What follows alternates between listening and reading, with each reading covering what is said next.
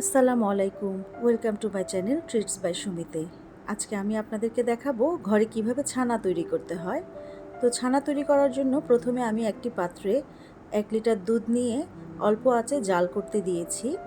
দুধটা আমি চুলায় বসানোর পরে মাঝে মাঝে একটু নেড়ে দিবে স্প্যাচুলা দিয়ে, যেন দুধটা পাত্রের তলানিতে না লেগে যায়। দুধটাতে আস্তে আস্তে বলক আসতে শুরু করবে।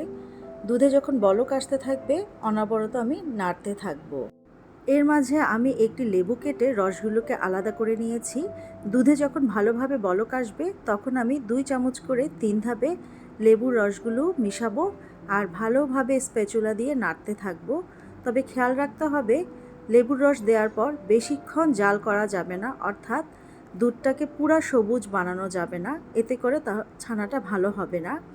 আপনারা দেখছেন যে আমি 3 ধাপে লেবুর রসগুলো মেশাচ্ছি এবং লেবুর রস মেশানোর পরে আস্তে আস্তে দুধটা ফাটতে শুরু করে পানিগুলো আলাদা হবে আর দুধটা জমাট বেঁধে যেতে থাকবে।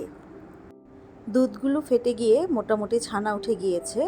এখন আমি একটি আলাদা বাটি নিব। সেই বাটিতে একটা স্ট্রেনার দিয়ে একটা পরিষ্কার পাতলা সাদা কাপড় দিয়ে এই ছানাগুলোকে পানি ঝরতে দিয়ে দিব। আমি যেহেতু লেবুর রস দিয়ে ছানা কেটেছি তাই এটা আলাদা করে পানিতে ধুয়ে নেওয়ার দরকার নেই। তবে আপনারা যদি ভিনেগার দিয়ে করেন তবে অবশ্যই একটু ধুয়ে নেবেন। ছানা থেকে পানি ঝরতে কিছুটা সময় লাগবে। আমি প্রায় 60 মিনিট পরে একটু চেক করে নিচ্ছি পানি কতটুকু ঝরলো। আমার কাছে মনে হয়েছে এখনও ভিতরে অনেক পানি রয়ে গিয়েছে, তাই আমি একে আরও মিনিমাম 60 মিনিটের জন্য পানি ঝরতে দিয়ে দিব। প্রায় 2 ঘন্টা পানি ঝরার পর দেখুন আমার ছানাটা মিষ্টি বানানোর জন্য রেডি হয়ে গিয়েছে।